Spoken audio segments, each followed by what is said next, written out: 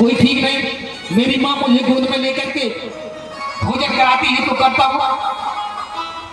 नारद जी ने कहा ये तो ठीक है, यही तो मैं कह रहा हूँ, वन में तुम्हारी माता थोड़ी बैठी है जब तुम्हें भूख लगेगी भोजन कराएंगी, इसलिए जाओ ना जाओ। ध्रुव जी मुस्कुरा करके बोले मेरी माँ कहती है कि जब बालक जन्म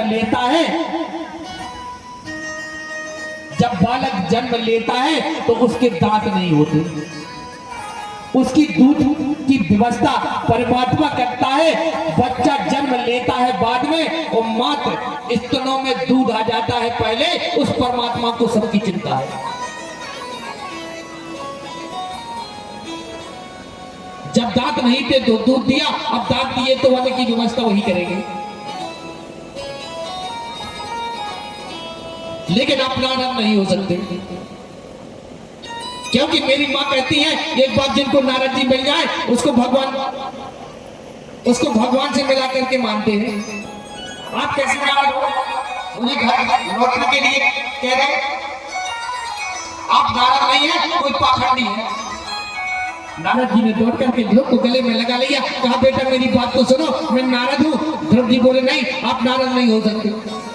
नारद जी का हेटर घर आया, बोले बेटा तुम्हारी परीक्षा ले रहा था, आनंद की बात है तो मेरी परीक्षा में पास हो गए। ऐसा छोटा सा बालक, ऐसी निष्ठा परमात्मा के चरणों में, मुझे बहुत प्रसन्नता है। वन में तुम्हें जाना चाहिए, लेकिन तुमने कोई गुरु बनाया? ध्रुव जी बोले आपसे बड़ा गुरु कौन हो सकता है? मुझे क्षमा करे, क्रोध में आकर के पता नहीं मैंने आपको क्या क्या कह दिया। नारद जी ने ध्रुव के कान में गुरु मंत्र दे दिया और कहा बेटा सीधे वन में जाओ, वृंदावन के बगल में एक सुंदर जगह है, जब हो रहे हैं किनारे। नारद मुस्कुराते भी हैं, नेत्रों में आंसू भी भर रहे हैं। मुस्कुरा तो इसलिए रहे हैं कि मुझे ऐसा सुपात्र शिष्य मिल गया। वो तो इसलिए है कि हे गोविंद, यदि इसको दर्शन नहीं दिया तो मेरी बात मिट्टी में मिल जाएगी। इसलिए नारद ने कहा यदि तुम्हें गोविंद को प्राप्त करना है तो पहले मन को जीतना,